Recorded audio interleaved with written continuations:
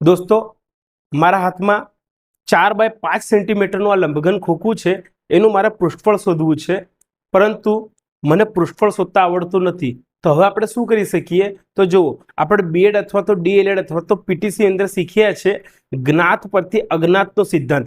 એટલે કે આપણે કંઈ જાણીએ છે એના તરફથી આપણે જે નથી જાણતા તેના તરફ જવું, જે આવડે છે એના પરથી જે નથી આવડતું તેના તરફ જવું, એટલે કે જ્ઞાત પરથી અજ્ઞાતનો સિદ્ધાંત।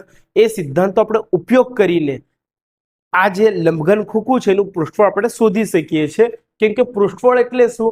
તો બધી જ ફલકોના ક્ષેત્રફળનો સરવાળો। આ જે લંબઘન ખોખું છે એની દરેક ફલક કેવી છે? તો એક સરખી છે, એક સમાન છે, લંબચોરસ છે, 4x5 સેન્ટીમીટરની છે, એટલે આનું ક્ષેત્રફળ શું થશે? તો 4 × 20 બરાબર 20 સેન્ટીમીટરનો વર્ગ આનું ક્ષેત્રફળ આપણને મળશે। તો એક બાજુનું ક્ષેત્રફળ મને કેટલું મળ્યું? 20 સેન્ટીમીટરનો વર્ગ। તો આવી કેટલી બાજુઓ છે? 1 2 3 4 5 અને 6। તો આવી ટોટલ 6 બાજુઓ છે, 6 ફલકો છે, તો 20 × 6 એટલે 120 સેન્ટીમીટરનો ઘન આ લંબઘન ખોખાનું મને પૃષ્ઠફળ મળી જશે।